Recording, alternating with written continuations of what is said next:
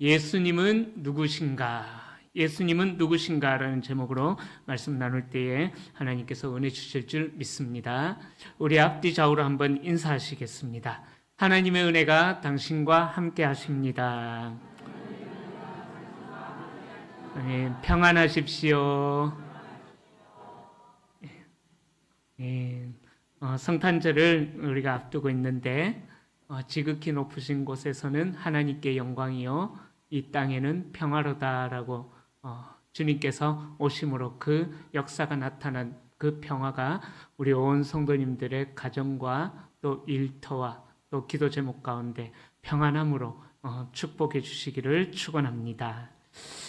오늘 우리가 읽었던 이 말씀은요, 예수님의 탄생에 대한 수태고지, 예수님의 오심에 대한 예언의 말씀입니다. 예수님은 동정녀 탄생으로 이 땅에 오실 것이다 라고 예언이 되어져 있죠. 그런데 이 동정녀 탄생 이야기는 우리가 믿음이 없다면은 절대로 받아들일 수가 없는 그러한 이해가 되어지지 않는 하나님의 신비인 것이죠. 결혼하지 않고 남자와 관계를 맺지 아니한 처녀가 어떻게 임신을 할 수가 있느냐? 우리 이 질문은 바로 우리 그리스도인들을 때로는 당황스럽게 만들게 하는 질문입니다. 왜냐하면 세상에서 가장 이해할 수 없는 말 중에 하나가 처녀가 애를 낳았다. 네, 그죠? 이해되어지지 않는 말이죠. 그러나 중요한 것은 오늘 우리가 읽었던 이 누가복음 1장에 나오는 이 사건은요, 바로 예수님이 오시기 700여 년 전에 이미 이사야를 통하여서 예언된 말씀입니다. 그리고 더 정확하게 이야기하자면은 하나님께서 천지를 창조하시고 아담과 하와를 만드시고 난 다음에 아담과 하와의 선악과 범죄 사건 이후에 하와에게 주신 메시아를 보내겠다, 여자의 후손으로 보내겠다라고 약속하신 그 언약이 바로 이 누가복음 또 사복음서에 나오는 예수님의 탄생 사건을 통하여서 이루어졌다라는 것입니다.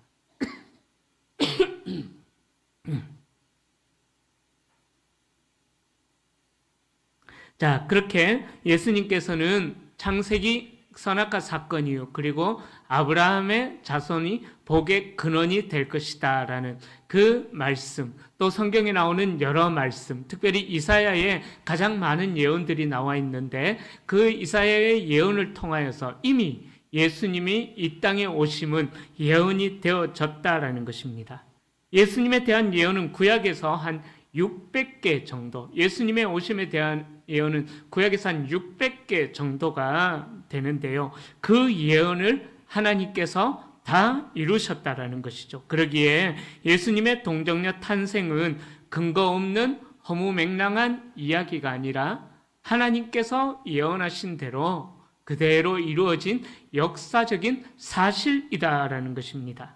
오늘 우리가 읽었던 이 본문 앞의 내용은 또 다른 사람의 수태고지에 대한 내용입니다. 우리가 12월 달에 이 성탄을과 연말을 준비하면서 제가 말씀을 나눴었는데요. 바로 세례 요한의 이야기도 제가 말씀을 드렸습니다. 바로 오늘 우리가 읽었던 이 앞 본문에서는요, 세례 요한의 수태고지에 관한 내용이 나옵니다. 세례 요한 언제 예언이 되었다고 제가 말씀을 드렸는데 기억하십니까? 세례 요한이 이 땅에 올 것이다. 예. 세례 요한 역시 말라기 때에 말라기 구약의 문을 닫으면서 구약의 엘리야를 선지자 엘리야를 내가 너희에게 보내리니 구약 말라기에서 예언한 그 엘리야가 신약에서 세례 요한으로 나타났다라고 제가 말씀을 드렸었습니다. 자, 그렇게 세례 요한 역시 말라기 때부터 예언된 사람이었습니다. 세례 요한의 사명은 예수님의 길을 예비하는 자, 예수님이 오실 길을 닦는 자, 준비하는 자의 사명을 가지고 세례 요한은 이 땅에 태어났다라는 거죠. 요한은 태어날 때부터 예수님을 예비하는 그러한 자로 우리에게 소개되고 있습니다. 자, 이렇게 세례 요한의 수태고지를 전해준 자가 누구였냐면은 천사 가브리엘이라는 천사였습니다.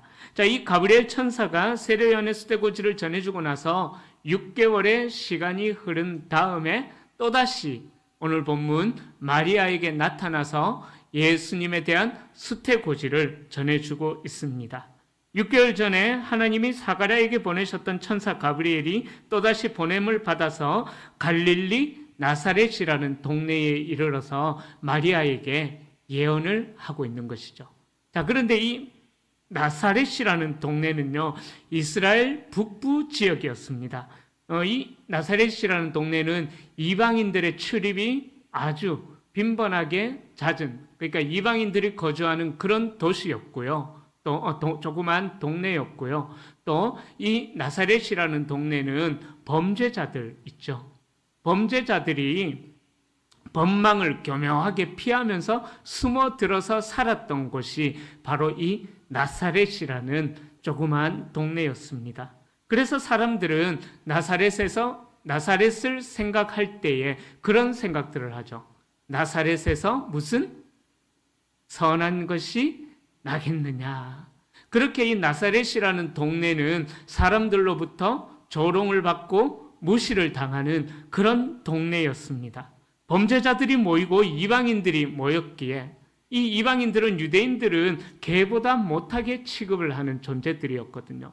그러니까 그런 범죄자들과 이방인들이 가득하게 살고 있는 그 조그만 동네 나사렛을 유대인들은 좋게 보지는 않았다라는 것이죠. 자, 그런데 이 주목받지 못한 나사렛과 같은 동네에서 마리아를 통하여서 하나님께서 일으키시는 인간 역사의 기준이 되는 예수님의 오심, BC와 AD로 나뉘어지는 그 예수님의 오심의 새 역사가 시작이 되어졌다라는 것을 오늘 본문이 우리에게 말씀하고 있습니다. 바로 하나님의 특별한 은혜가 마리아에게 임했다라는 것이죠. 마리아도 자신이 왜 선택받았는지를 몰랐을 것입니다. 그런데 이게 은혜라는 거예요. 이게 은혜라는 거예요. 종교적으로 주목받지 못했던 또 사회적으로도 멸시당하였던 그 나사렛이라는 동네에서 인류의 역사를 새롭게 시작하는 예수님의 이야기가 시작된다는 사실. 이 사실만으로도요, 우리에게 참 위로가 되어진다라는 거죠.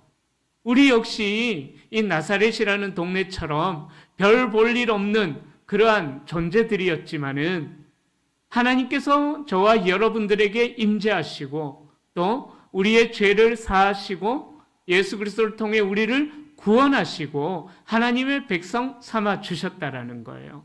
하나님의 백성 삼아 주셨다라는 말의 의미는요, 하나님 나라의 백성이 되었기에 하나님께서 특별하게 주신 사명이 저와 여러분들에게 있다라는 것입니다. 마리아에게 특별한 은혜와 사명을 주셨던 것처럼 하나님께서 별 볼 일 없는 저희들에게 하나님께서 특별한 은혜와 사명을 허락하셔서 저와 여러분들로 하여금 이 땅에 하나님의 나라를 세워나가는 그러한 통로로 살아가기를 하나님께서는 원하신다라는 것입니다. 이 사실이 우리에게 큰 위로가 되는 것이죠. 자, 그렇게 천사가 마리아에게 나타나서 특별한 은혜를 선포하며 처음으로 전한 인사, 은혜를 받은 자여 평안할지어다. 주께서 너와 함께 하시도다. 아멘. 이 인사를, 이 말씀이 성탄절을 앞두고 있는 마리아에게 전한 이 천사의 인사가 성탄절을 앞두고 있는 저와 여러분들에게도 크신 위로의 축복으로 함께하기를 축원합니다. 우리 다시 한 번 더 인사할까요? 천사가 마리아에게 전했던 그 인사, 은혜를 받은 자여 평안할지어다. 주께서 너와 함께 하시도다. 한 번만 더 인사해 볼까요? 은혜를 받은 자여 평안할지어다. 주께서 너와 함께 하시도다. 아멘. 이쪽에는 인사를 하시는데 이쪽에는 인사를 잘 안 하십니다. 그래서 제가 이쪽만 보고 다시 한 번 더 이야기하겠습니다. 한번 인사하십시다. 은혜를 받은 자여 평안할지어다. 저보고 하지 마시고 옆 사람 보고 하시라니까요. 한 번 더 은혜를 받은 자여 평안할지어다. 네. 아이고 부끄러워요, 부끄러워요. 아, 우리 경상도 사람이 인사하는 게 참 익숙하지가 않습니다. 이쪽에도 남자분들이 계신데 하셨죠? 네, 감사합니다. 네. 자, 은혜를 받은 자여 평안할지어다. 주께서 너와 함께 하시도다. 이 성탄절을 맞이하면서 우리가 이 인사로 성탄절을 맞이할 수 있으면 좋겠습니다. 천사 가브리엘이 나사렛에 있는 마리아에게 나타나서 예수 그리스도의 탄생을 알리며 예수님은 어떤 분이시다라는 것을 마리아에게 알려주면서 새 역사를 하나님께서는 시작하십니다. 하나님의 은혜를 선포하며 가브리엘이 전한 예수님은 과연 어떤 분이실까요? 첫 번째로요, 예수님은 하나님께서 인간들에게 주신 약속대로 다윗의 자손으로 오신 예수 그리스도, 바로 메시아라는 사실입니다. 가브리엘이 전한 예언은 구약 이사야에 예언된 말씀이죠. 이사야 7장 13절과 14절에 보면은요, 다윗의 집에 징조를 주실 것을 예언하면서 이렇게 말씀합니다. 보라, 처녀가 잉태하여 아들을 낳을 것이요 그의 이름을 임마누엘이라 하리라. 바로 예수님의 오심을 700여 년 전에 이사야가 이렇게 예언했다라는 것이죠. 마리아를 통해 이 땅에 오실 예수님은 하나님의 약속대로 다윗의 자손으로 오시는 메시아다라는 사실입니다. 이 말씀의 예언이 700여 년이 지난 후에 예수님의 탄생으로 이루어지게 된 것입니다. 또한 예레미야 23장 5절에 보면은요, 이렇게 말씀해요. 하나님의 때가 되면은 다윗에게서 한 의로운 가지를 일으키실 것인데 그가 왕이 되어서 지혜롭게 다스리며 세상의 정의와 공의를 행할 것이다 라고 예레미야 23장 5절에도 예언합니다. 바로 하나님의 때, 하나님께서 예언하신 그 약속의 때가 되면은 다윗의 가문에서 한 의로운 가지가 나타나서 하나님의 공의를 행하고 하나님의 정의를 행할 것이다 라고 그렇게 예언하셨는데 그 하나님의 예언이 바로 이 마리아를 통해서 이루어지게 된다라는 것입니다. 천사 가브리엘은 그 예언의 소식이 이루어진다라는 것을 알려주기 위하여서 마리아에게 찾아온 것이죠. 본문은 27절에 마리아가 다윗 가문의 요셉이라는 사람과 약혼한 처녀라는 사실을, 다윗 가문의 요셉이라는 청년과 약혼한 사실을 강조하고 있습니다. 바로 이는 장차 태어날 아기 예수님이 다윗의 자손으로 이 땅에 오실 메시아다라는 것을, 다윗의 자손임을 강조하고 있는 것이죠. 자, 마리아가 하나님께 입은 은혜는 바로 만민을 구원하는 은혜로 더 확장이 되어진 것입니다. 하나님께서는 누구든지 아브라함의 자손, 다윗의 자손이 될 수 있는 구원의 문을 활짝 열어 두셨다라는 것입니다. 바로 예수 그리스도를 통해서 우리는 그 은혜를 누리게 된 것입니다. 신실하신 하나님께서는 아브라함과 맺은 언약을 기억하시고 이 땅에 메시아를 보내주시겠다고 약속하셨고 다윗의 자손을 통하여서 그 약속을 신실하게 지키신 것입니다. 예수님은 구약에 예언되었고 말씀대로 오신 구원자 메시아 예수 그리스도이신 것이죠. 하나님의 말씀은 신실하게 이 땅의 역사 가운데 그대로 남김없이 600개의 예언이 그대로 다 이루어졌다라는 사실입니다. 사랑하는 성도님들, 이 하나님의 예언이 이루어졌다라는 이 사실이 저와 여러분들에게 크신 은혜가 될 수 있기를 축복합니다. 우리를 향한 하나님의 약속은 반드시 이루어지게 된다라는 사실입니다. 지금 우리는 그 어느 것 하나도 보장받을 수 없는 불확실한 시대를 살아가고 있지만, 그러나 우리가 살아가고 있는 이 세상은 모두가 다 하나님의 계획 아래 흘러가고 있다라는 거예요. 이 사실을 믿으셔서 비록 우리의 마음을 힘들게 만드는 그런 상황에 놓인다고 할지라도 하나님의 예언을 믿으셔서 또 하나님의 약속이 이루어진다라는 사실을 믿으셔서 평안함 가운데 거하는 우리 모든 성도님들이 될 수 있기를 축복합니다.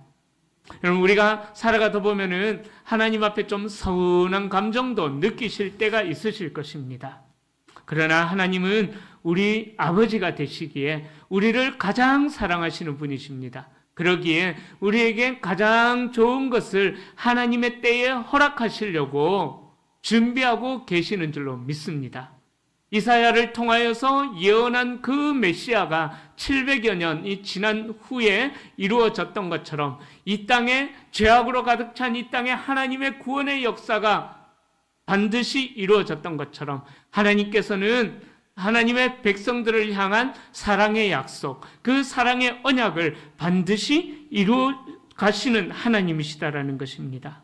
비록 우리가 바라는 시간이나 우리가 원하는 형식은 아니라고 할지라도 하나님께서는 반드시 하나님이 영광 받으시는, 그래서 우리도 높임을 받는 가장 아름다운 방법으로 하나님께서 예언하신 그 약속들을 다 이루어 나가실 것입니다. 그러기에 우리는 어떤 상황 속에서도 신실한 하나님의 섭리를 믿음의 눈으로 바라보면서 하나님의 인도하심을 끝까지 신뢰할 수 있는 우리 성도님들이 될 수 있기를 축복합니다.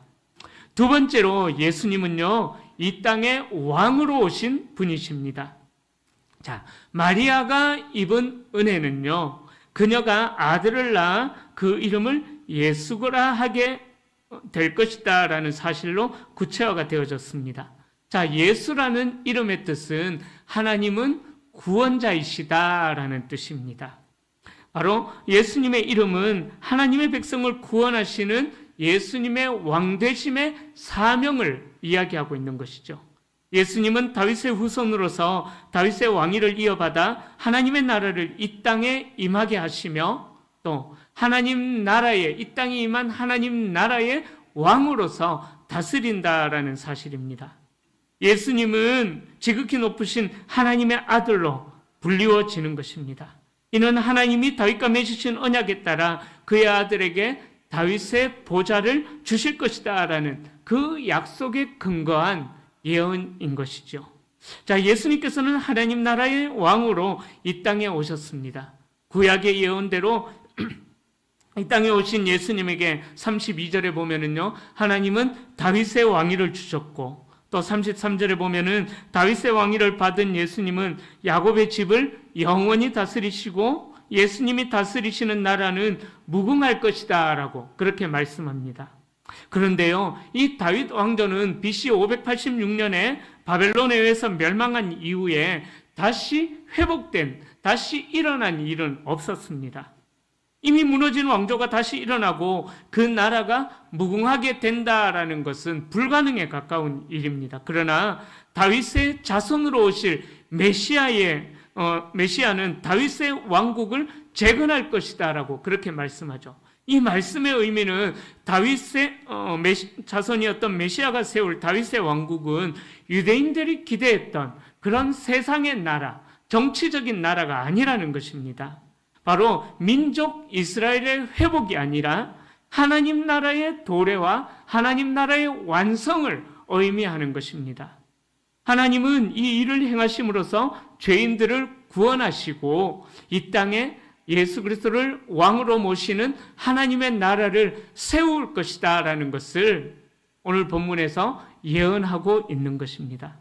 이것이 바로 이사야가 꿈꾸었던 하나님의 나라, 또 오래전 선지자들이 꿈꾸었던 하나님의 나라, 정치적인 어떤 나라가 아니라, 공간적인 나라가 아니라 하나님의 다스림을 받는 그 나라가 회복될 것이다라는 것을 꿈꾸었던 선지자들의 꿈이 예수님의 오심을 통하여서 이루어지게 되었다라는 것입니다.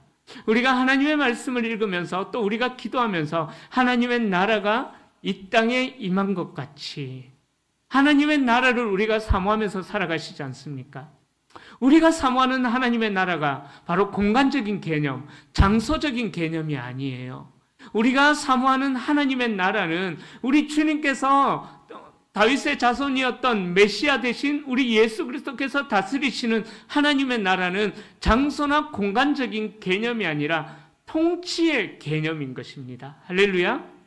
그러기에 이 하나님의 나라가 어디에 임하여야 되느냐? 우리의 생각에도, 우리의 마음에도, 우리의 보는 것, 우리의 말하는 것, 우리의 듣는 것, 우리의 손과 발에도, 우리의 자녀들에게도, 우리의 모든 것에게도 바로 하나님의 나라가 임해야 된다라는 것입니다. 그것이 바로 메시아 되신 예수 그리스도를 왕으로 모시고 살아가는 하나님의 백성들이다라는 거죠. 자, 왕으로 오신 예수님은 그분의 백성을 불러 모으기 위해 이 땅에 오셨습니다. 우리는 예수님의 부르심을 받고 모인 사람들입니다. 그러기에 우리는 모두가 다 하나님의 나라의 백성인 것이죠. 우리가 예수님을 알기 전에는, 예수님을 믿기 전에는 사탄의 지배를 받아서 죄의 종로로 타는 사탄 나라의 백성이었지만은, 그러나 우리가 예수님을 믿고 난 다음부터는 예수님께서 통치하시는 생명의 나라, 예수님이 다스리시는 빛의 나라로 우리는 들어갈 수 있게 된 것입니다. 예수 그리스도가 왕이며 주님이심을 믿는 자들에게는 이렇게 하나님 나라의 백성이 되는 은혜를 허락해 주셨다라는 것입니다. 여러분, 이미 도래한 하나님의 나라, 여러분들에게 얼마나 큰 감격이 되고 있습니까? 하나님의 나라, 이미 예수님이 오심으로 인해서 이 땅 가운데 임한 하나님의 나라가 여러분들에게 얼마나 감격이 되고 있습니까? 여러분, 우리가 하나님 나라의 백성이 되었음에도 불구하고 이 세상의 나라를 사모하고 이 세상의 나라를 추구하면서 살아가고 있는 것은 아닌가 한번 돌아볼 수 있기를 소망합니다. 예수님께서 이 땅에 오신 이유는 세상의 나라에 사로잡혀서 정말 바라보지 말아야 될 것들을 바라보며 살아가는 우리들의 눈을 하나님의 나라로 돌이키게 하시기 위하여서 예수님이 이 땅에 오신 것입니다.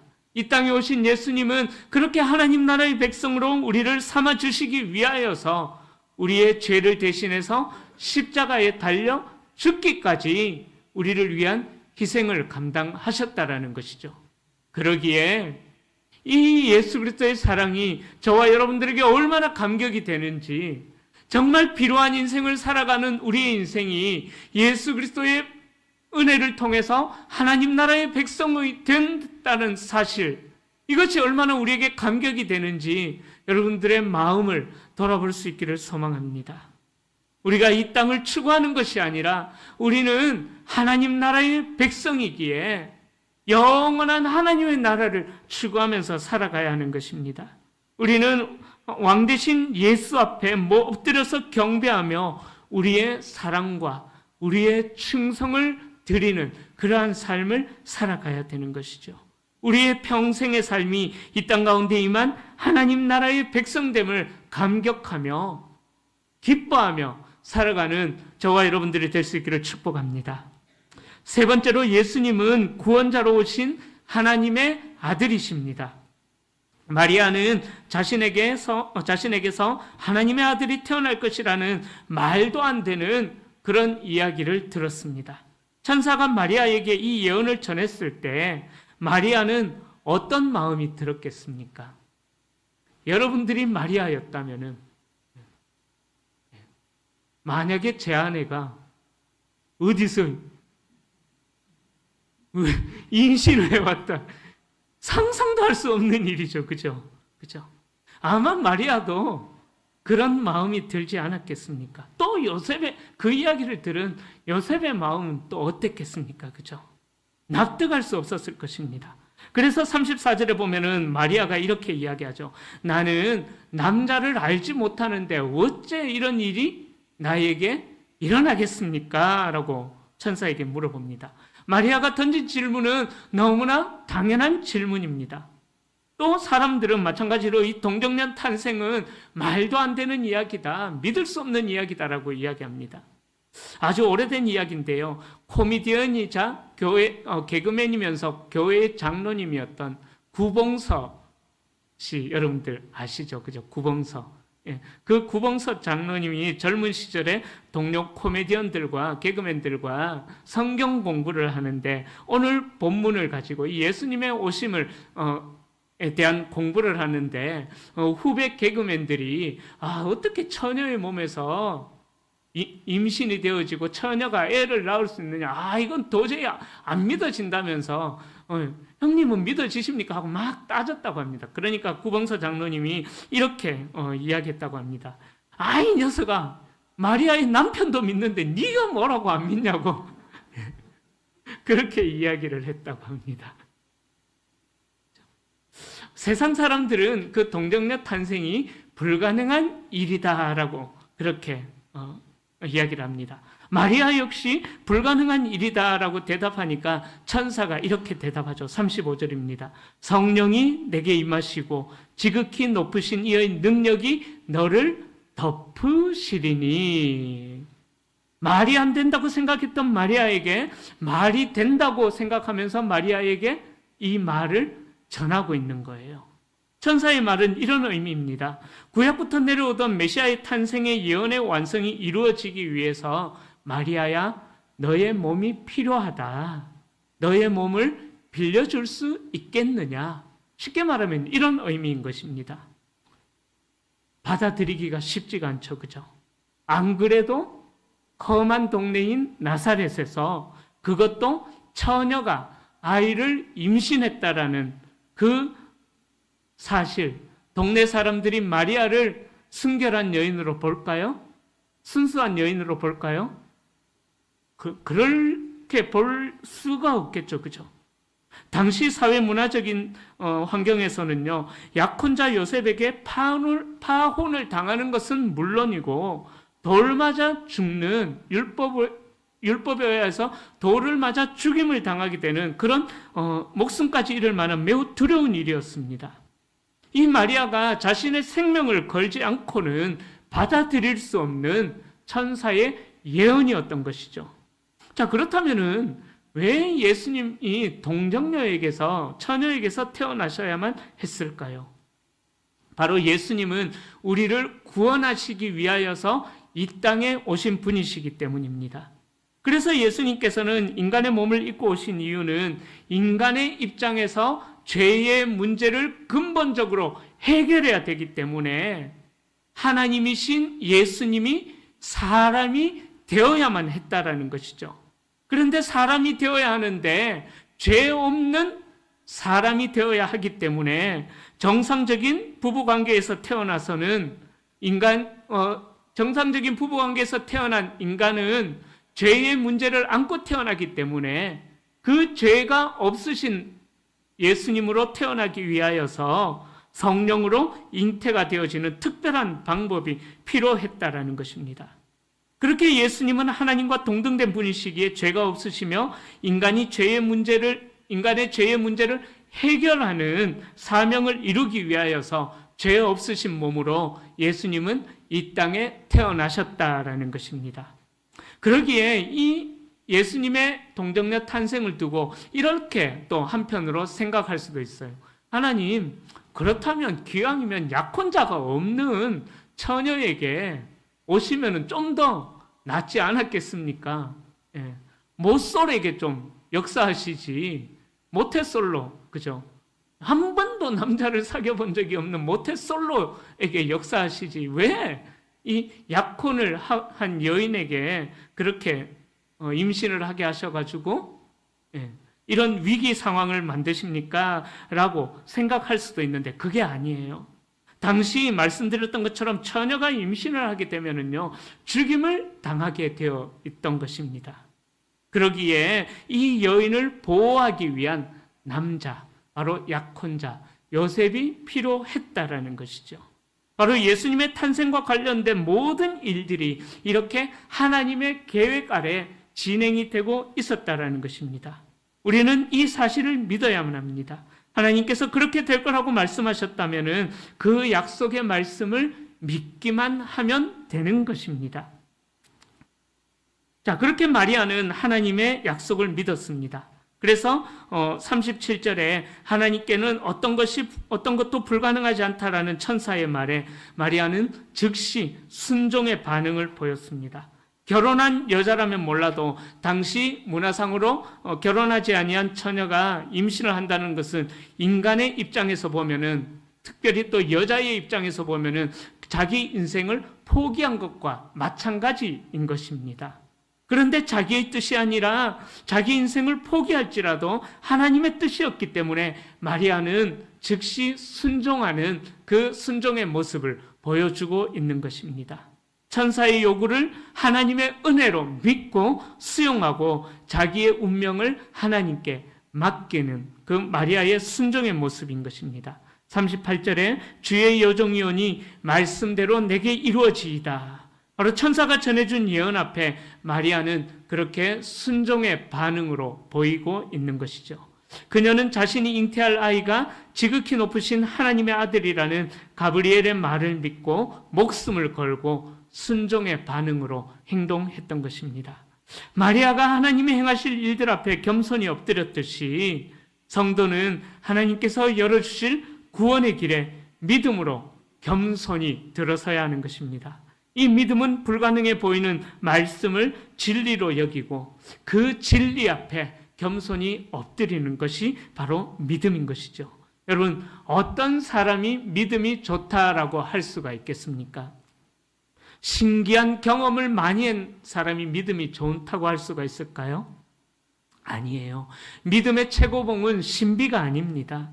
바로 믿음의 최고봉은요, 겸손함이고 마리아처럼 겸손히 하나님의 뜻을 수용하고 낮아지는 것이 믿음의 최고봉인 것입니다. 신앙의 연수가 오래될수록 성숙해지는 것은 바로 겸손하게 낮아지는 것이 신앙의 성숙인 것입니다. 이 마리아의 겸손이 하나님의 뜻을 자신의 인생을 포기하면서 받아들인 그 겸손이 우리에게도 있기를 축복합니다.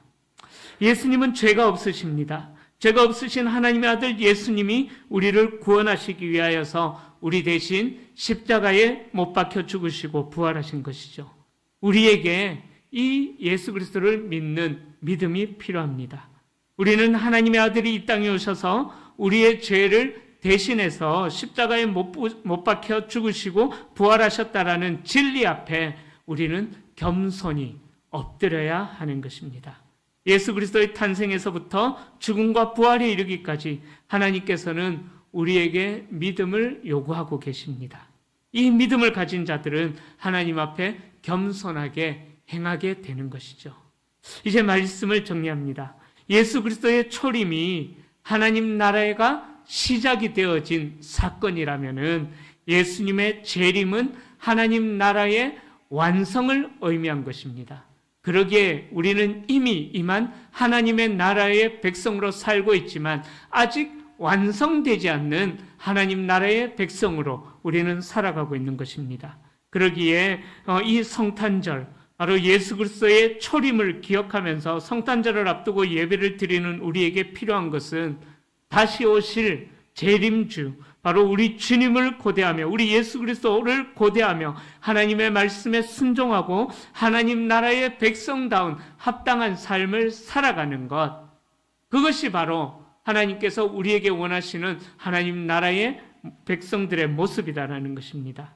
하나님 나라의 백성으로 은혜와 기쁨을 온전히 누리는 이 성탄절에 하나님 나라의 백성으로 누릴 수 있는 그 온전한 기쁨이 저와 여러분들에게 있기를 축원합니다.